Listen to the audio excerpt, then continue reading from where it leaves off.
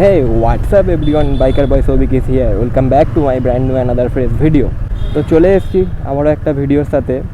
আজকে যাচ্ছি বাইকটা সার্ভিসিংয়ে দিতে। বাইকে বিশাল প্রবলেম এসছে, অনেক জিনিসের প্রবলেম হচ্ছে। তো ফার্স্ট যেটা সব থেকে বড় প্রবলেম সেটা হচ্ছে, জানি না কি হয়েছে বাইকের মধ্যে, কিন্তু প্রবলেমটা খুবই বড়। না ঠিক করলে ইন ফিউচার হয়তো প্রবলেমটা আরও বাড়তে পারে। তো প্রবলেমটা হচ্ছে শুধুমাত্র ফোর্থ গিয়ারে যখন আমি স্পিড তুলছি 5000 RPM পর গিয়ে দেখছি আর গিয়ে স্পিড উঠছে না। সাপোজ ধরো 5000 RPM পর আমার বাইকে ফোর্থ গিয়ারে আছে, 5000 RPM পর আমার গাড়ি ওই 45-48 স্পিড উঠলো। তো তারপর গিয়ে আর স্পিডই উঠছে না, কিন্তু RPM বেড়ে যাচ্ছে। RPM বেড়ে গিয়ে 7000 হিট করছে। তারপর ম্যাক্স যতটা যায় 7,500 মতন যায়। তো ওই ম্যাক্স যতটা যায় ততটা গিয়ে আটকে যাচ্ছে। তারপর আমার স্পিড ওই 45 থেকে বেড়ে খুব জোর 48 হচ্ছে, এর থেকে বেশি আর যাচ্ছে না। আর এই সেম প্রবলেমটা ফিফথ গিয়ারে হচ্ছে, বাট তার নিচে আর হচ্ছে না জিনিসটা। আমার যতটা মনে হয় ক্লাচ প্লেটের প্রবলেম না, এটা হচ্ছে আমার ক্লাচটা অ্যাডজাস্ট করা নেই। দেখো ফ্রি প্লে থাকে না ক্লাচে, ওই ফ্রি প্লেটা নেই, একদম ফ্রি প্লে নেই। তো এই জন্যই হাইসিং প্রবলেমটা হচ্ছে। তো এবার সার্ভিস সেন্টার যাই, গিয়ে বলি, দেখি ওনারা কি বলে।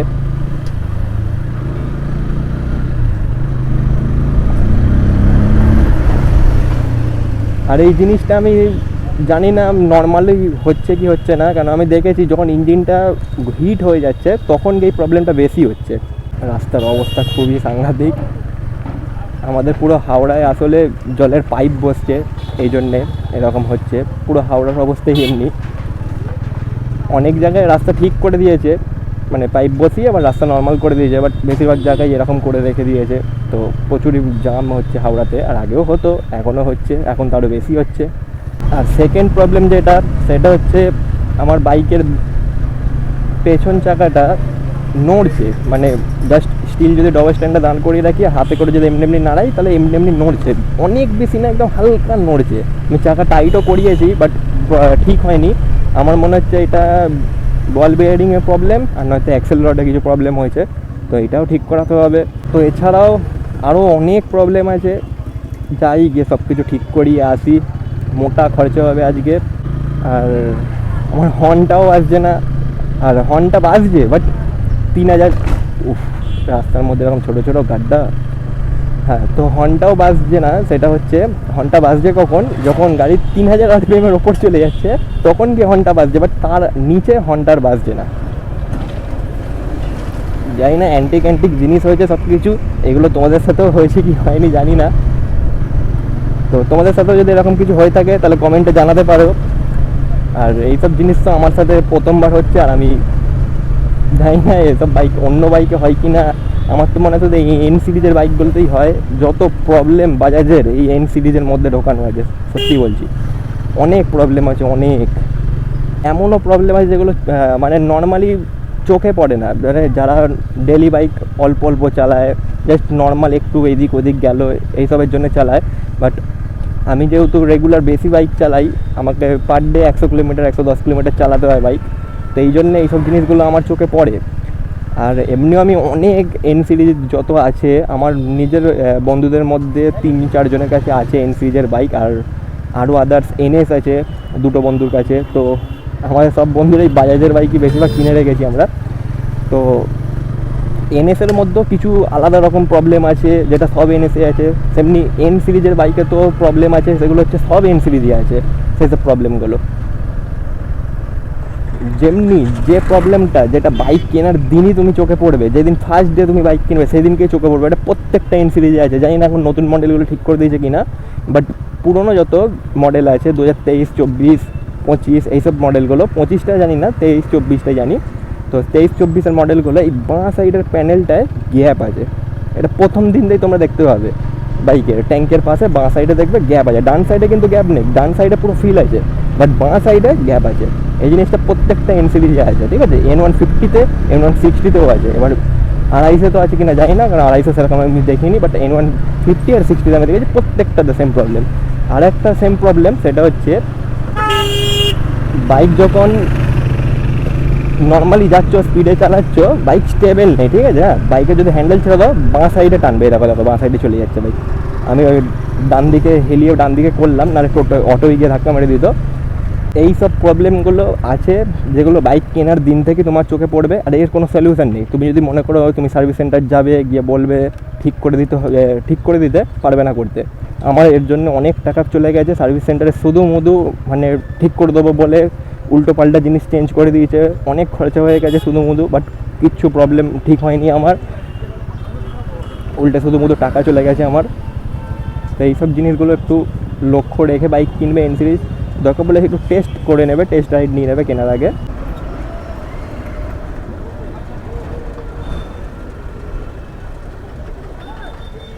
দেখো অবস্থা দেখো দেখি, মানে ও ওকে দেখতেই রয়ে গেল, আর ওই দিক দেখে মেরেই দিত ট্যাক্সিওয়ালা। দুজনেরই দোষ। সিগন্যাল যখন রেড আছে যাওয়ার দরকার কী আছে? হ্যাঁ, তো টেস্ট রাইড নিয়ে নিলে কী হবে তোমাদের, তোমরা আমি যে প্রবলেমগুলো বললাম সেই প্রবলেমগুলো তোমরা ফিল করতে পারবে, বুঝতে পারবে যে হ্যাঁ আদৌ এই প্রবলেমটা আমার জন্য ঠিক কি না, এটা তুমি বুঝতে পারবে। বাট বাকি বাইক কিন্তু একদম ভালো, কোনো অসুবিধা নেই। বাইকের ইঞ্জিন খুব ভালো, স্মুথ আছে, গিয়ার শিফটিং ক্লাচ সব স্মুথ, একেবারে কোনো অসুবিধা নেই।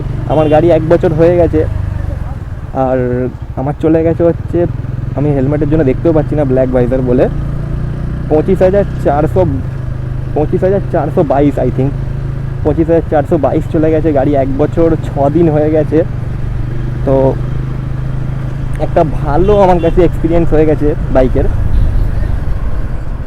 তো আমি বলবো বাইক কোনো অসুবিধা নেই, খুব ভালো, কিন্তু এই ছোটো ছোটো প্রবলেমগুলো খুব বিরক্ত করে, আর এই জিনিসগুলো কোনো সলিউশন নেই।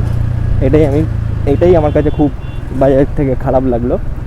আর জানি না অন্য সার্ভিস সেন্টারে এগুলো ঠিক করতে পারি কি না, কারণ সব সার্ভিস সেন্টার তো সমান হয় না, সবার কাছে ভালো ভালো মেকানিক থাকে না।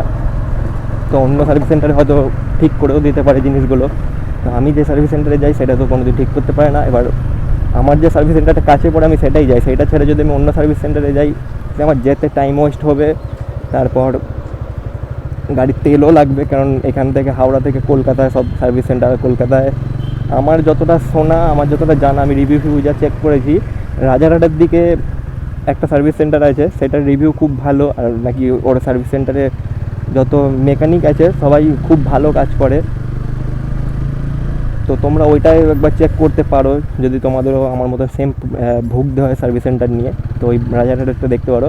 আমি বলবো বাড়ি থেকে যদি দূরে হয় যেও না, সামনে হলে যেও, নাহলে যেও না। সামনে বলতে 10 কিলোমিটারের মধ্যে হলো, বা একটু 15 কিলোমিটার হলে কোনো অসুবিধা নেই, চলে যাও। বাট ওর থেকে বেশি হলে আর যেও না, বেকার শুধু তেল যাবে আর সময়টাও নষ্ট হবে। তোমার যেতেও 1-1.5 ঘন্টা সময় লাগবে, 2 ঘন্টা সময় লাগবে। তারপর সার্ভিস সেন্টারে যে ওখানে সার্ভিস করবে, জানোই তো, যারা বাজারে সার্ভিস করেছে সবাই জানো যে এরা বেশিরভাগ দিনই বাইক বলে আজকে দেবো না কালকে দেবো, তারপর আজকে দিলেও সকালে তুমি বাইক জমা দেবে বলে সন্ধ্যেবেলা নেবে 6টার পর। তো খুব ঝামেলা প্রত্যেকটা সার্ভিস সেন্টার এই জিনিসটা। আর খুব জোর জবরদস্তি করলে তবে গিয়ে তুমি 3 ঘন্টা 4 ঘন্টা বসবে, তারপর গিয়ে বাইকটা দেয়।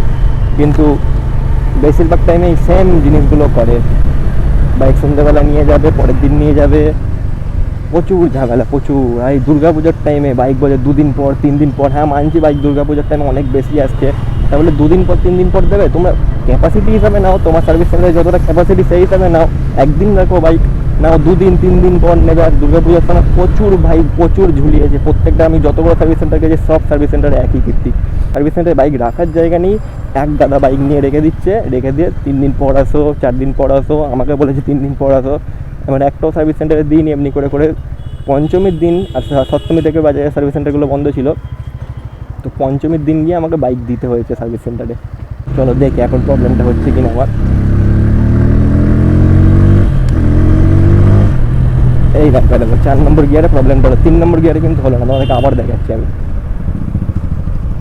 দেখো 3 নম্বর গিয়ারে আমি টানছি, 5000 আরপিএম ক্রস করলো, কোনো প্রবলেম নেই, ঠিক আছে। এবার যে গিয়ার চেঞ্জ করলাম, ও দেখো আরপিএম বেড়ে যাচ্ছে।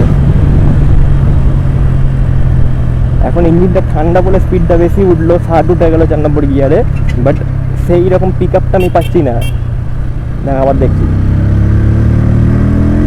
এই দেখো স্পিড উঠছে না, এই দেখো 52 পর গিয়ে আরপিএম হু করে 7,000-এ চলে গেল 5,000 থেকে, বাট আমার স্পিড সেরকম উঠলোই না। এখন ইঞ্জিনটা ঠান্ডা বলে সেই প্রবলেমটা হচ্ছে না, অতটা বোঝা যাচ্ছে না, বাট যখন ইঞ্জিনটা হিট হয়ে যাচ্ছে তখন এই প্রবলেমটা বিশাল হচ্ছে, বিশাল।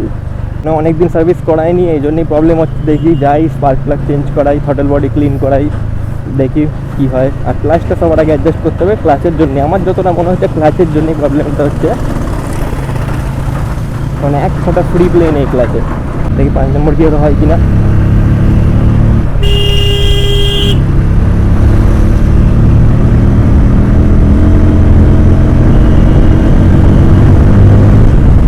না 5 নম্বর গিয়ারে প্রবলেমটা নেই, 5 নম্বর গিয়ারে স্মুথলি উঠে গেল স্পিড। মানে হ্যাঁ আমি পাওয়ারটা পাচ্ছি না, বাট যে এরকম না যে আরপিএম বেড়ে যাচ্ছে স্পিড উঠছে না, এরকম না। আরপিএম যেমনি উঠছে সেরকম স্পিডও উঠছে, বাট 4 নম্বর গিয়ারেই প্রবলেমটা হচ্ছে।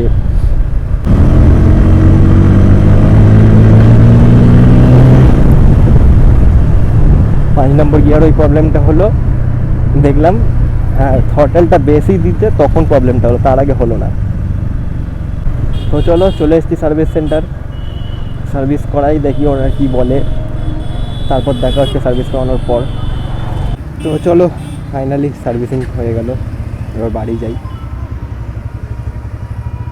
তো আজকে হচ্ছে নেক্সট ডে, আমি কালকে বাইক দিয়ে গেছিলাম, আজকে আনতে এলাম, কারণ কালকে রবিবার ছিল, অনেক গাড়ির চাপ ছিল, এই জন্য বললো একদিন লাগবে। আর পরপর ছুটিও পড়ে গেছে না 2 দিন, এই জন্য আরও বেশি গাড়ির চাপ ছিল, এই জন্য বললো একদিন লাগবে। একদম ঠিক আছে রেখে দেওয়া, গাড়িরও খুব প্রবলেম ছিল, এই জন্য সার্ভিসটা করানো খুবই দরকার ছিল। আর এখন চালিয়ে দেখলাম গাড়ি যথেষ্ট বেশি স্মুথ হয়ে গেছে, যেটা এতদিন ছিল না। আর যেটা সবথেকে বেশি প্রবলেম ছিল ক্লাচ প্লেটটা, যেটা আমি বলছিলাম, তো সার্ভিস সেন্টার দিয়ে বললো ক্লাচ প্লেট খারাপ তো হয়নি, বাট কমজোর হয়ে গেছে, মানে আর বেশি দিন নয়, কিছু দিনের মধ্যে চেঞ্জ করতে হবে। তো ওই সেম প্রবলেম যেটা আমি বললাম তোমাদেরকে, আমার ক্লাচে ফ্রি প্লে ছিল না, ওই জন্যই প্রবলেমটা হয়েছে। এখন ফ্রি প্লে করে দিয়েছে, তো এখন জানি না, আমি দেখি একবার টেনে দেখবো যে প্রবলেমটা হচ্ছে কি না। আশা করি প্রবলেমটা হওয়ার কথা নয়, বললো হলেও একটু হবে, যেটা কিছু করার নেই, কারণ উইক হয়ে গেছে ক্লাচ প্লেট, সেই জন্য এখন হবেই প্রবলেমটা, কিন্তু আগের মতন হবে না। আগে যেমনি অতটা প্রবলেম হচ্ছিল ওরকমটা হবে না। আমি যদি আগে এই প্রবলেমটা যদি ঠিক করে নিতাম, যদি ফ্রি প্লেটা আমি করিয়ে নিতাম ঠিক, তাহলে এই জিনিসটা আর হতো না। এখন কি আর করা যাবে, তোমরাও একটু চেক করবে জিনিসটা। তোমরা ধরো ক্লাসে যদি ফ্রি প্লেটা না থাকে বা সাইড, এখন জানি না অন্ধকারে দেখা যাচ্ছে কিনা, দেখো এই দেখো এখন নড়ছে, এই যে এখন নড়ছে, এই ফ্রি প্লেটাই যদি ক্লাসে না থাকে তাহলে এই ক্লাচ প্লেটের প্রবলেমটা হয়, এটা আমি আগেই বুঝতে পেরে গেছিলাম। তো এই জিনিসটা ঠিক করায়নি বলে আজ প্রবলেমটা হয়ে গেল। তোমরাও চেক করবে, চলো একটু টেনে দেখি।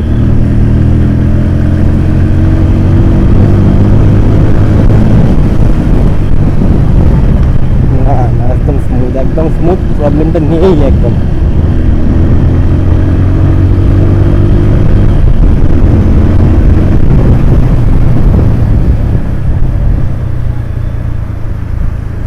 মাখন, আর বাইকেরও হ্যান্ডেলও ঠিক করে দিয়েছে আমার বলাতে, দেখো হ্যান্ডেল পুরো স্মুথ সোজা যাচ্ছে গাড়ি।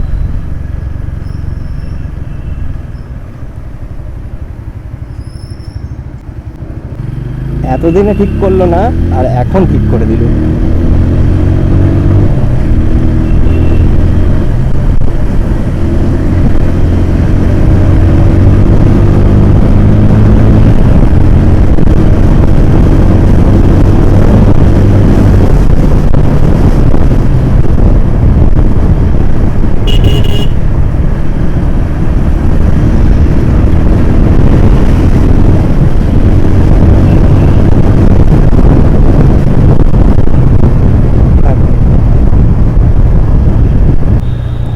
%, ঠিক হয়েছে এটা আমি বলবো না, হ্যান্ডেলটা এখনও পর্যন্ত হালকা হালকা বাদিক টানছে, বাট আগের থেকে সত্যি কথা বলতে কি ঠিক হয়েছে, আগে যতটা প্রবলেম ছিল ওইটা আর নেই।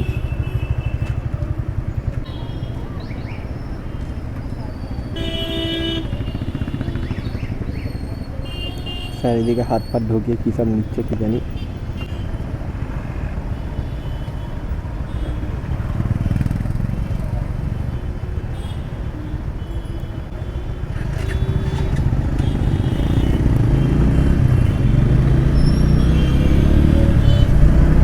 যা করা যে বলেছিল প্রবলেমটা এখনও আছে, কিন্তু আমি তো চালিয়ে বুঝতে পারলাম না। আমার তো মনে হলো একদম স্মুথ আছে গাড়ি, কোনো প্রবলেমই নেই। তাও একবার ভালো করে টেনে দেখতে হবে, তখন আমি বুঝতে পারবো। আর জিনিসটা আমি এতটা তো শিওর ছিলাম যে আমার ক্লাচের জন্যই প্রবলেমটা হচ্ছে, কারণ আমি অত বাজেভাবে গাড়ি চালাই না যে আমার ক্লাচ প্লেট এত তাড়াতাড়ি খারাপ হয়ে যাবে, সত্যি কথা বলতে কি।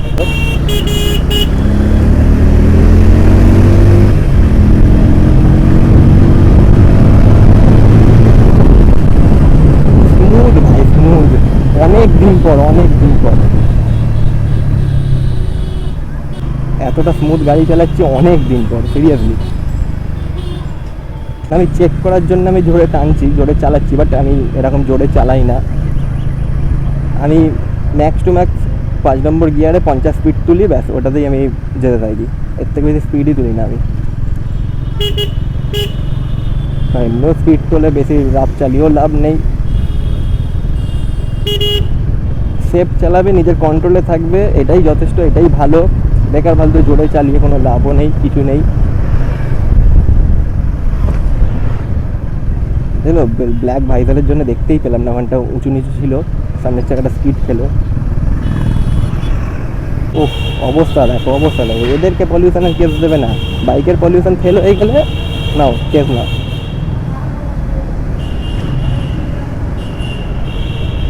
দেখো কন্টিনিউ কি অবস্থা। শুধু হলুদ ট্যাক্সি বলেই না, প্রত্যেকটা গাড়িরই ডিজেল, প্রত্যেকটা ডিজেল গাড়িরই সেম পড়ে অবস্থা। বাস বলো, লরি বলো, ক্যাব বলো, সবারই একই সেম প্রবলেম। ডিজেল, পেট্রোল গাড়ি খুব কম হয় জিনিসটা। যত নিয়ম ভাই বাইকের জন্যই, আর বাইকের জন্য হবেও না কেন, বাইকেই তো সব থেকে বেশি অ্যাক্সিডেন্টটা হয়। বাট কিছু জিনিস আছে যেগুলো দেখাটা উচিত। 4 চাকার এই যে এত ওপেন পলিউশন হচ্ছে, ঠিক আছে, কিন্তু না, বাইকের পলিউশন হবে না, পলিউশন শুধু পেপার ফেল হয়ে যাবে, ওতেই কেস দিয়ে দেবে। এদের এত ধোঁয়া বেরোয়, আমি তো বুঝিনি এদের পলিউশনটা পাস হয় কী করে। এদের কি পলিউশন করাতে লাগে না?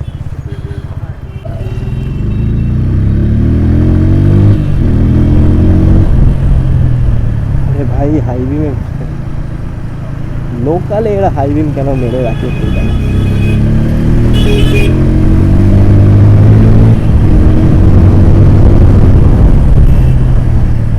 স্মুথ, একদম স্মুথ, সিরিয়াসলি। যেন মনে হয় বাইকটা আমি প্রথম দিন কিনেছিলাম জন্য সেরকমই চলছে অন্তত। অথচ আমি কিছুই চেঞ্জ করিনি, না আমার এয়ার ফিল্টার চেঞ্জ হলো না কিছু। এয়ার ফিল্টার আমি নিজে থেকে চেঞ্জ করে নিয়েছিলাম ইঞ্জিন অয়েলের সাথে। আর বাজাজের ইঞ্জিন অয়েলটা আমি কেন চেঞ্জ করি না বাজাজ থেকে, কারণ ইঞ্জিন অয়েল ভালো, আমি বলবো না খারাপ, ইঞ্জিন অয়েল একদম ভালো, চলো স্মুথ, গিয়ার শিফটিং, ক্লাচ সব কিছু একদম স্মুথ হয় বাজাজের ইঞ্জিন অয়েল দিলে। কিন্তু কি হয়, বাজাজের ইঞ্জিন অয়েলটা বেশি দিন চলে না। বাজাজ থেকে ম্যানুয়াল বুকে দেখবে লেখা থাকে 5000 কিলোমিটার চলবে, বাট 5000 কিলোমিটার চলে না ইঞ্জিন অয়েলটা। তো এই জন্যই আমি চেঞ্জটা করাই না বাজাজ থেকে। আমার এক্সপিরিয়েন্সে আমি বলবো, সত্যি কথা বলতে কি, মতুলের থেকেও আমার মনে হয় যেন বাজাজের ইঞ্জিন অয়েলটা চেঞ্জ করলে তখন ভালো চলে বাইক। সিরিয়াসলি বলছি, আমি এতবার চেঞ্জ করেছি, আমি 4বার সার্ভিস সেন্টার থেকে বাজাজের ইঞ্জিন অয়েল দিয়েছিলাম। তো 4বারই আমার কেন জানি না, আমার মনে হতো যেন মতুলের থেকে বাজাজের ইঞ্জিন অয়েলই ভালো, বেস্ট আমার মনে হতো। কিন্তু তাতেও কী হতো না, ওই বেশি দিন চলতো না। হাজার চলতে না চলতে ইঞ্জিন অয়েল কালো হয়ে যেত, 1500-এ পুরো কালো হয়ে যেত, মনে হতো না এবার চেঞ্জ করতে হবে। আর যখন আমি সার্ভিস সেন্টার নিয়ে যেতাম, মানে আমাকে সার্ভিসে তাড়াতাড়ি নিয়ে চলে যেত হতো ইঞ্জিন অয়েলের জন্যে। 2500-2000 চলার পরই আমার মনে হতো না এবার ইঞ্জিন অয়েলটা চালানো যাবে না, এবার নিয়ে যাই। আর যখনই নিয়ে যেতাম, যখন বের করতো, পুরো কালো একদম পাতলা জলের মতন বেরোতো ইঞ্জিন অয়েলটা, পুরো পাতলা হয়ে যেত একদম, আর বেরোতো তো পুরো কালো। তো এই জন্যেই বাজাজটা দেওয়া বন্ধ করে দিয়েছি, মতুল দিয়ে এখন। মতুলের ফুল সিনথেটিক 10W40টা, তো ওইটা দিলে কি হয়, আমি 4000-5000 অবধিও টেনে দিই, তো চলে যায়, কোনো প্রবলেম হয় না, লালই থাকে, অতটা কালো হয় না। হ্যাঁ, কালোটা কখন হয়, 3500 চলার পর, তখন দেখেছি আমি মোবিলটা কালো হয়, হালকা একদম, মানে কালো না, হালকা ব্রাউন হয়ে যায় কালারটা, মানে কালো ভাবটা এসে যায়। তো 4 থেকে 5000 কিলোমিটারের মধ্যেই আমি চেঞ্জ করিনি ইঞ্জিন অয়েলটা। ওর থেকে বেশি চালাই না, বেকার ফালতু ওর থেকে বেশি ইঞ্জিনে লোড দিয়ে লাভ নেই। 4000 চলা মানেই অনেক, ইঞ্জিন অয়েলে পয়সা উঠে যায়, সিরিয়াসলি বলছি। 4000 চলা মানে বাজাজের ইঞ্জিন অয়েলেরও যা দাম, মতুলেরও সেম, একটু তফাৎ 19-20, কিচ্ছু না। ওই মতুলেরও ইঞ্জিন অয়েল তুমি, আমি সার্ভিস সেন্টারে চেঞ্জ করাই যখন, লেবার চার্জ সব কিছু ধরে 680 টাকা না কত টাকা, 90 টাকা মতন নেয়, পুরো 700 টাকার কাছাকাছি। আর একবার 720 টাকাও নিয়েছিল, যায় না ওটা ইঞ্জিন অয়েল কি অন্য দিয়েছিলো কি না যায় না, 720 টাকা একবার নিয়েছিল। আর এমনি নর্মালি 780 থেকে 90-এর মতন। তো আমি ওর থেকে মতুলের নিয়ে নেবো। মতুলেরও কত 780 টাকা কি 810 টাকা, 780 থেকে 810-এর মধ্যেই ইঞ্জিনের মতুলেরও। তো আমার একটুখানির জন্য ভালো ইঞ্জিনিয়ার পেয়ে যাচ্ছি, এটা 4000, একটা 4000 5000 চালিয়ে নিতে পারছি আমি। তো আর কী চাই আমার। ভাবছি নেক্সট সার্ভিস আমি আবার বাজাজের আওয়ার দিয়ে দেখবো ইঞ্জিন অয়েলটা যে কতটা তফাৎ, যে সত্যিই মতুলের থেকে বাজাজের ইঞ্জিন অয়েলটাই ভালো কিনা আমি এটা দেখবো, চেক করবো আর একবার। তো আমি তো এতদিন মতুলেরটা চালিয়ে নিলাম, তো একটা ভালো এক্সপিরিয়েন্স হয়ে গেল। বাজাজেরটা কবে চালিয়েছিলাম, তো আবার একবার চালিয়ে দেখি কতটা তফাৎ দুটোর মধ্যে।